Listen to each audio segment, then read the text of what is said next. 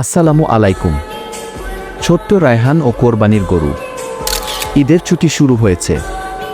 ছোট্ট রায়হান খুব উচ্ছ্বসিত, কারণ এবার সে প্রথমবারের মতো তার বাবার সঙ্গে কোরবানির গরু কিনতে যাবে। সকালে বাবা তাকে নিয়ে হাটে রওনা দিলেন। রায়হানের চোখ যেন চারদিকেই ঘুরছে।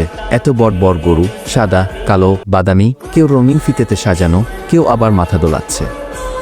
সে একটার পর একটা গরু দেখে প্রশ্ন করে, এইটা কি বেশি খায়? এইটার শিং এত বড় কেন?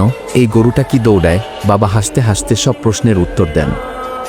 অনেক ঘোরাঘুরির পর রায়হান এক শান্ত গরুর পাশে দাঁড়িয়ে বলল, বাবা, এইটাই নিই। এটা আমাকে চেয়ে দেখেছে গি। বাবা হেসে বললেন, ঠিক আছে, তোমার পছন্দই নেব গি। গরু কেনা হয়ে গেল। রায়হান গরুর দড়ি নিজেই হাতে ধরল। গরুর নাম রাখল ভালোবাসা গু। সে প্রতিদিন তাকে খেতে দেয়, মাথায় হাত বুলিয়ে দেয়। রায়হান বুঝে গেল, কোরবানি শুধু পশু নয়, ত্যাগ আর ভালোবাসার শিক্ষা। কোরবানির উৎসব আমাদের শেখায় ত্যাগ, দয়া ও ভালোবাসা।